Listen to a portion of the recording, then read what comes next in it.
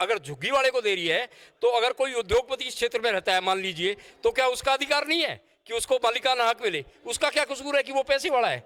गरीब को मिले तो अमीर को भी मिले, सबको राइट्स मिलने चाहिए, समान अधिकार है, सबको मिलना चाहिए। आज यहाँ के लोगों का चाहे मकान गिरने को हो रहा हो सैनिक फार्म के और इन 69 कॉलोनियों को, लेकिन उनको रिपेयर का राइट नहीं है। अगर वो रिपेयर भी करेंगे तो उसके लिए पुलिस आग खड़ी हो जाएगी। ऐसी स्थिति में बड़ी मजबूरी बन जाती है कि किचन में एक टाइल भी लगानी है तो पैसे दे के लगेगी। आपने आपके माध्यम से हम चाहते हैं कि हमारी आवाज़ जो है प्रधानमंत्री तक पहुंचाई।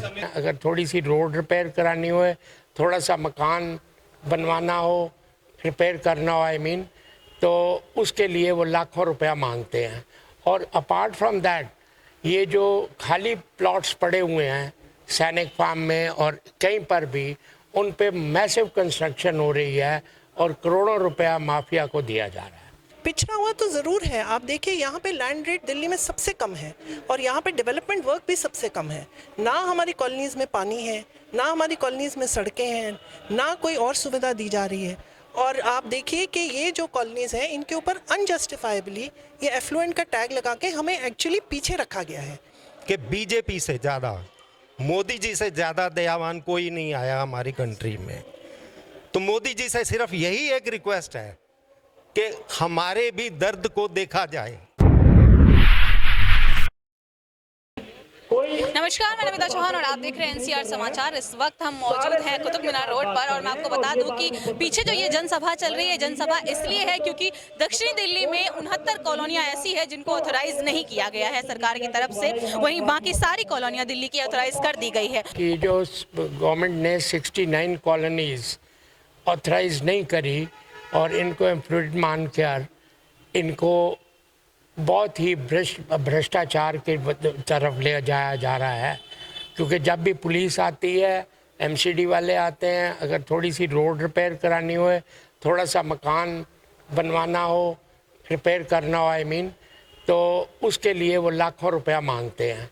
और अपार्ट फ्रॉम दैट ये जो खाली प्लॉट्स पड़े हुए हैं सैनिक फार्म में और कहीं पर भी, उन पे मैसिव कंस्ट्रक्शन हो रही है और करोड़ों रुपया माफिया को दिया जा रहा है। इन 69 कॉलोनियों को छोड़ने के पीछे क्या वजह हो सकती है, आपको क्या लगता है? मुझे तो इसमें लगता है कि इसमें जो बड़ी कॉलोनीज हैं वहाँ पर लैंड है, तो वहाँ पर जो माफिया है इन्होंने अप्रोच करा होना है ऊपर।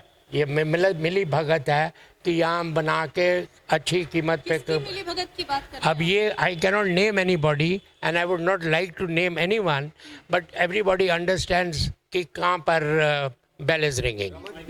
नहीं, ऐसा नहीं है। हम देखिए, पहली बात है कि हम कोई भी ऐसा स्टेप नहीं लेंगे जिससे कि हमें आगे चलकर मुश्किल हो। कल को गवर्नमेंट कहे जी आपने वोट नहीं डाला तो हम आपको क्यों करें। देखिए, हम गवर्नमेंट के सपोर्टर हैं, हम पूरी सपोर्ट करते हैं। सिर्फ हमारा एक अपील है प्रधानमंत्री जी से कि इसको जो एफ्लुएंट कैटेगरी है इसको ख़त्म करो रेगुलेशन में से, जिससे 1731 कॉलोनी को जो बेनिफिट मिला है, राइट ऑफ ऑनरशिप मिला है, सेम 66 को भी मिले। हमारी एक अपील के लिए हम इकट्ठे हुए हैं और आपके माध्यम से हम चाहते हैं कि हमारी आवाज़ जो है प्रधानमंत्री तक पहुँचाई। आपको क्या लगता है कितना समय लग जाएगा इन सब कामों को होने में? ऐसा जी 2.5 साल हमें हो गए। हम कोई दरवाज़ा ऐसा नहीं जो खटखटाया ना हो। हम हरदीप पुरी जी के पास गए, पीएम उदय कमिश्नर के पास गए, एलजी जी के पास गए, फिर वाइस चेयरमैन डीडीए के पास गए। प्लानिंग सालों से आपकी बातें नहीं सुनी गई, आपकी मांग नहीं मानी गई है। हमने उसमें क्या है जी, आप समझिए कि थाउजेंड्स लेटर डाले, 1000 पोर्टल पर 1000 के हिसाब से ट्वीट किए, लेकिन जिसको मिले हैं उनकी एक ही कहना कि ऊपर से सिग्नल आएगा तो हम 1 घंटे में कर देंगे। अभी जैसा कि इन्होंने कहा कि जितनी भी आपकी अनऑथराइज्ड कॉलोनीज हैं वहाँ पर जब भी घर बनाए जाते हैं तो लाखों रुपए देने पड़ते हैं प्रशासन को, लेकिन ऐसा नहीं है, जो रजिस्टर्ड है वहाँ पर भी देने पड़ते हैं। ऐसा है कि दिल्ली के अंदर ये मैटर तो बहुत ख़राब है।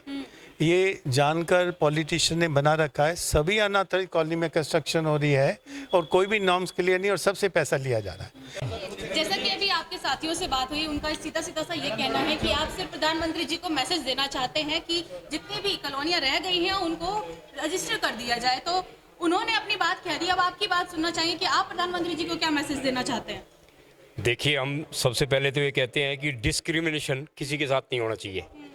अगर 1731 कॉलोनियाँ रेगुलराइज हुई हैं तो 69 कॉलोनियों को भी एज पर कॉन्स्टिट्यूशन जो हम राइट्स देते हैं, यूनिवर्सल फ्रेंचाइज है कॉन्स्टिट्यूशन में, एक व्यक्ति एक वोट, यानी कि समान अधिकार। यही बात सब पे लागू होती है कि समान अधिकार सबका है, डिस्क्रिमिनेशन देश में किसी के साथ नहीं होगा।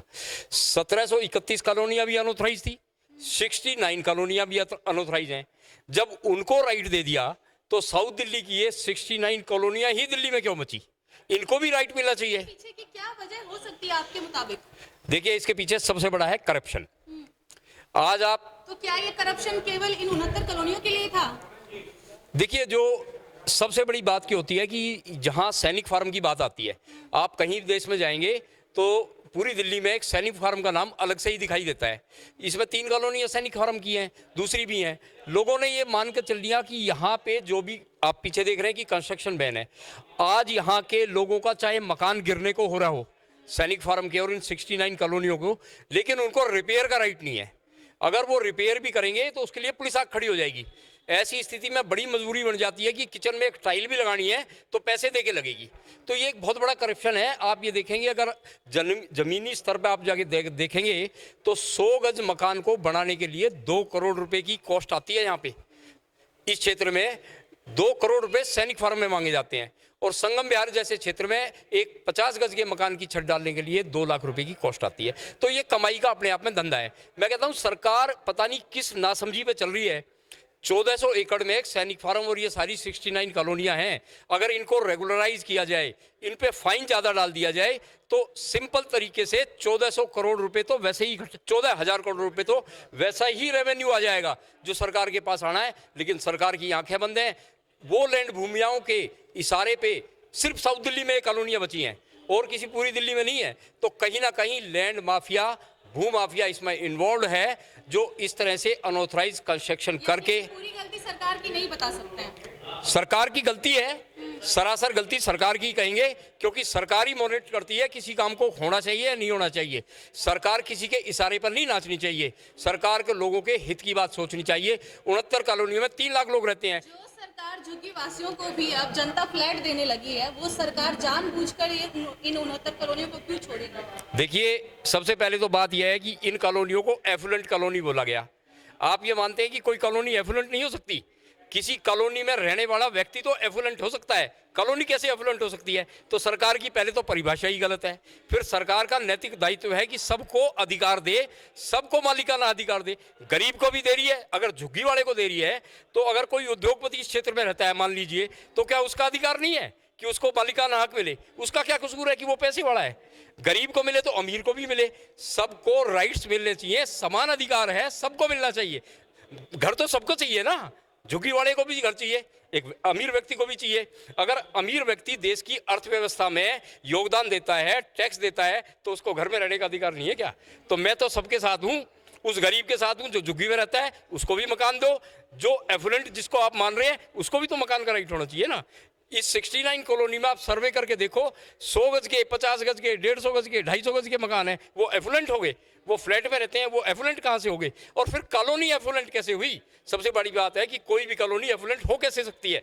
व्यक्ति हो सकता है, कॉलोनी तो नहीं हो सकती। तो सरकार की गलती है, सरकार को रेक्टिफाई करना चाहिए। और तुरंत, अभी हम सोच रहे थे कि एमसीडी चुनाव में इनको सबको राइट्स मिलेंगे और लेकिन अब मास्टर प्लान आने वाला है। मैं समझता हूँ सरकार को अपनी गलती ठीक करके मास्टर प्लान में सबको रेगुलाइज कर देना चाहिए।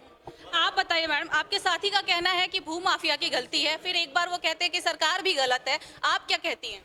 मैं भी यही मानती हूँ कि इसमें कहीं ना कहीं भूमाफिया और भ्रष्टाचार का ही रोल है सबसे बड़ा। क्योंकि आप देखिए, ये अगर साउथ दिल्ली में है सारी कॉलोनीज, तो उसका साफ साफ ये मतलब है कि यही एक एरिया जहाँ पे लैंड पॉकेट्स अभी भी काफ़ी हद तक है। यानी कि आप मानती हैं पूरी दिल्ली में ये एक एरिया है जो पिछड़ा हुआ रह गया है?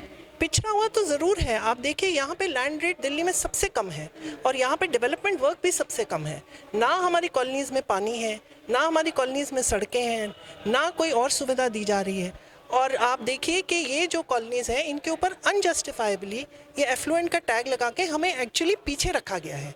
तो ये हम मांग रहे हैं सरकार से कि ये हमारी जो अनोमली है इसको दूर किया जाए और हमें जस्टिस दिया जाए। अगर पिछले 2.5 सालों में आपकी मांगे नहीं पूरी की गई, कई दरवाजे आप लोगों ने खटखटाए जैसा कि आप लोग बता रहे थे, अगर आगे भी पूरी नहीं हुई फिर आप क्या करेंगे? देखिए, अभी तो हम अपील कर रहे हैं और हमें पूरा विश्वास है कि ये सरकार हमारी बात सुनेगी और कुछ ना कुछ समाधान इसका निकलेगा ही। आपको भी लगता है कि शांति प्रदर्शन का कुछ असर होगा?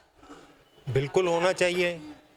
हमारे हरदीप पुरी जी ने पिछले इलेक्शन के समय डिफेंस सर्विसेज एनक्लेव में आकर ये आश्वासन दिया था कि आपकी कॉलोनी को 6 महीने के अंदर अंदर रेगुलराइज कर दिया जाएगा।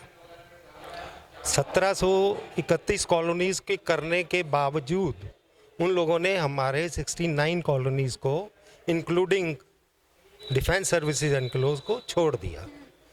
और हरदीप पुरी जी पार्लियामेंट में भी बोल चुके हैं कि ये हमको करना है, इनको रेगुलराइज करना है। लेकिन पहले तो 6 महीने का टाइम मांगा था, अब 6 महीने से आज 3 साल होने को आ गए।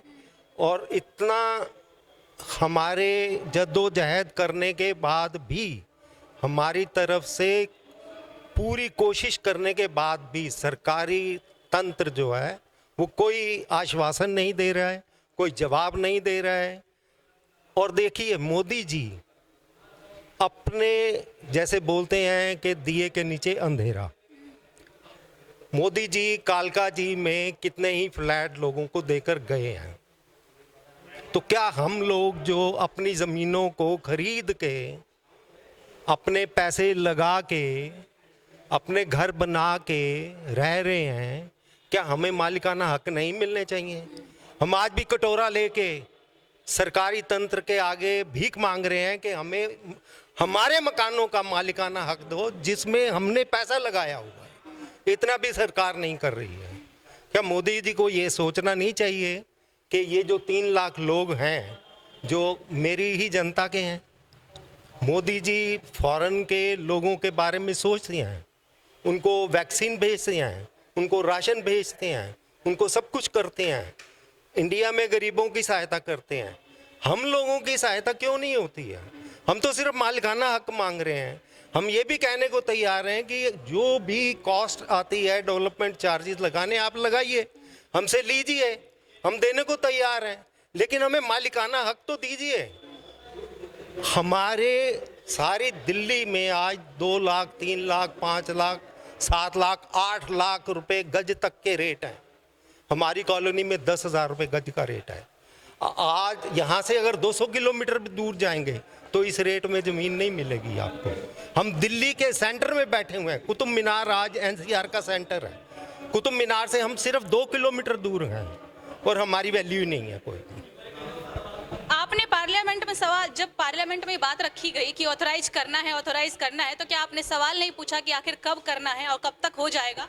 नहीं, मीटिंग हमारी प्रेसिडेंट की हुई थी, लेफ्टिनेंट गवर्नर से भी, हरदीप पुरी जी से भी, और वो आश्वासन ही दे रहे हैं, मना भी नहीं कर रहे, बट अभी तक हुआ नहीं है। आश्वासन का क्या होगा? आश्वासन लेकर के आप लोग तो कुछ कर नहीं सकते। हाँ, आश्वासन से तो हमारा काम नहीं होता। तो हमारी इसीलिए प्रधानमंत्री जी से रिक्वेस्ट है कि हमारे को भी जस्टिस दिलाएं वो, और मालिकाना हक दिलाएं, और हमारी कॉलोनीज़ को रेगुलराइज करें। और अगर ऐसा नहीं हो पाता है तो हमारे को उम्मीद है कि ऐसा होएगा। 1962 में डिफेंस सर्विसेज एनक्लेव सरकारी डिफेंस मिनिस्टर ने, डिफेंस मिनिस्ट्री की ओर से ये ज़मीन दी गई थी, उन लोगों को बसाया गया था। फौजियों को बसाया गया था। और आज 1962 से 2022 मतलब 60 साल हो गए, और 60 सालों में जो कुछ किया जा सकता था वो किया है, लेकिन कुछ फ़ायदा नहीं हुआ है। या तो शीला दीक्षित ने लेटर्स हमें प्रोविजनल रेगुलराइजेशन के दिए थे, लेकिन अनफॉर्चुनेटली शीला दीक्षित की सरकार तक चले गई। यानी कि आपका मानना है कि कांग्रेस की अगर सरकार रहती तो आज आप लोग अपने घर के मालिक होते? नहीं, ये कहना बड़ा मुश्किल काम है। वो एक चांस की बात है, चालाकी भी हो सकती है, इलेक्शनों में जीतने का सिस्टम भी हो सकता है, तो ये कहना बड़ा मुश्किल है। लेकिन मैं ये जानता हूँ, समझता हूँ, सोचता हूँ कि बीजेपी से ज़्यादा, मोदी जी से ज़्यादा दयावान कोई नहीं आया हमारी कंट्री में। तो मोदी जी से सिर्फ यही एक रिक्वेस्ट है कि हमारे भी दर्द को देखा जाए। देखो, मैंने जो मकान बनाया है करीब 30 साल हो गए, 30 सालों से हम इसी इंतज़ार में हैं कि रेगुलराइज हो जाए हमारे, लेकिन नहीं हुआ है। अब हमारे जाने का टाइम आ गया। पता नहीं किस दिन हम चले जाएं। तो हम ये हसरत अपने साथ ही लेके जाएंगे कि हमारा मकान रेगुलराइज हो जाए। अब ये देखिए, इस पे मैं कहना चाहूँगा कि नमस्कार, मेरा नाम वरुण है। मैं एक स्पेसिफिक कॉलोनी से बात नहीं करना चाहता, मैं पूरी 69 कॉलोनी से बात करना चाहता हूँ जिसके बारे में आज यहाँ मीटिंग रखी गई है। 69 को एफ्लुएंट कैटेगरी में डाल दिया गया है। ये गवर्नमेंट ने अपने हिसाब से, अपनी शीट के हिसाब से डिसाइड किया है, जो इनके मिनिस्टर्स ने बैठ के किया है, जो कि बहुत ही गलत है। कोई सर्वे नहीं कराया गया मेरे हिसाब से। 1-2 बार कल मीटिंग हुआ था हमारा छतरपुर में, 1-2 बार सर्वे करवाया गया है। गवर्नमेंट को अगर ऐसा लगता है एफ्लुएंट है तो ग्राउंड लेवल पे आके पूरा मीडिया कवरेज करवाए, हम भी देखें। ना यहाँ पे वाटर है, ना यहाँ पे प्रॉपर सीवरेज है, लोगों की हालत इतनी बेकार है, बारिश आती है, पानी आता है, मच्छर डेंगू सब होता है।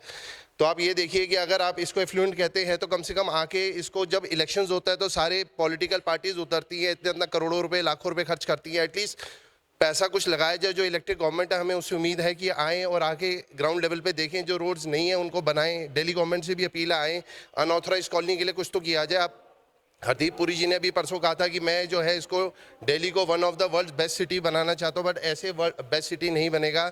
लाइक इन चंडीगढ़ और बाकी स्टेट्स में जो है जिनको नंबर 1 का अवार्ड मिलता है, ऐसे नहीं मिलता, क्योंकि उसमें प्लान्ड है, पूरी प्लानिंग है। अभी इन्होंने 69 कॉलोनीज़ को नहीं छोड़ा, उसमें भी अभी आज भी आप देखिए जाके, मैं आपको दिखा सकता हूँ, 6-6, 7-7, 8-8 मंजिलें बन रही हैं, पैसा देख के काम हो रहा है। और उसके बाद भी आप देखिए कि बनने के बाद भी उनको नक्शे नहीं मिल रहे, अनऑथराइज कंस्ट्रक्शन हो रही हैं, बिना किसी नक्शे के बना रहे। भगवान ना करे कल को जैसे अभी 2 बार अर्थक्वेक आ चुका है, दोबारा आ जाए, गिर जाए और वहाँ पे जगह भी नहीं है। इससे अच्छा तो उसको डेवलपमेंट नॉर्म्स में करके रेगुलाइज कर दिया जाए, मैप्स पास हों, ताकि कभी आग लगती है, फायर ब्रिगेड है, कोई प्रॉब्लम होता है तो हर चीज़ से जो है रेस्क्यू ऑपरेशन आराम से हो सके और पूरी डेवलपमेंट की जाए। इसको रखने से मेरे को समझ नहीं आ रहा 69 कॉलोनीज़ को क्यों छोड़ा गया है, जबकि अगर आप चेक करें, लोगों ने गवर्नमेंट लैंड को एक्वायर करके जो है उस पर घर बनाया। उन कॉलोनीज़ को तो आपने रेगुलाइज कर दिया। जिसने अपना आज से 50 साल 40 साल से रह रहे, अपनी जगह खरीदी है, उनको नहीं दिया।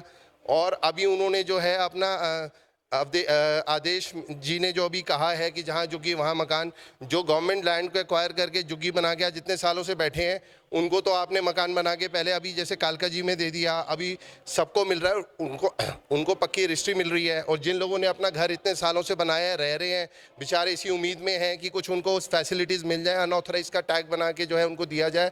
ये मतलब जनरेशन आगे अनऑथराइज रहेगा, वो अपने पेरेंट्स से क्या बोलेंगे आने वाले जो हैं कि जो है हमारे फादर अनऑथराइज में रहते हैं। दिल्ली में एक वर्ड अनऑथराइज भी बहुत गलत है, जो कि नहीं होना चाहिए। सबको जीने का हक है, सबको रहने का हक है।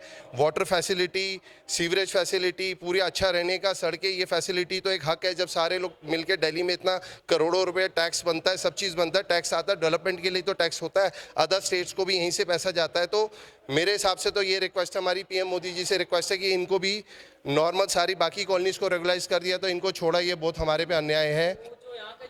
हैं हरदीप सिंह पुरी जी, जब उनके पास आप लोग गए थे तो उन्होंने बोला, तो एक तरफ देखा जाए तो दक्षिणी दिल्ली, केवल दक्षिणी दिल्ली के अंदर ही 69 कॉलोनियों को अनऑथराइज रखा गया है, जो कि एक बड़ा सवाल है, एक बड़ा सवाल खड़ा करता है कि आखिर दक्षिणी दिल्ली में ही ऐसा क्यों किया गया है। क्या दक्षिणी दिल्ली को पिछड़ा बनाने की कोशिश की जा रही है, क्योंकि वैसे ही दक्षिणी दिल्ली में कोई ज़्यादा विकास होता हुआ नहीं दिख रहा है, जिसको लेकर के जनता काफ़ी परेशान है। लेकिन दूसरी तरफ, एक तरफ जहां जनता सरकार की गलती बता रही है, वहीं दूसरी तरफ जनता पर भरोसा भी दिखा रही है सरकार पर, प्रधानमंत्री पर, कि वो एक ना एक दिन इन 69 कॉलोनियों को ऑथराइज करेंगे और उनका मालिकाना हक इनको देंगे, जहां पर ये सालों से रहते आए हैं। और इनकी जो दिली तमन्ना पिछले कई सालों से है, 30 साल 40 साल, वो इनके साथ ही नहीं जाएगी, वो एक दिन अपने घर के मालिक कहलाएंगे। खैर, देखते हैं कि प्रधानमंत्री जी इस पर क्या करते हैं, और उम्मीद हमारी भी यही है कि इनकी मांगे पूरी हो, इनकी जो ख्वाहिशें हैं सालों की वो पूरी हो जाए और एक इनकी कॉलोनियों को ऑथराइज कर दिया जाए। कैमरामैन हफीज के साथ मैं नमिता चौहान, NCR समाचार, दिल्ली।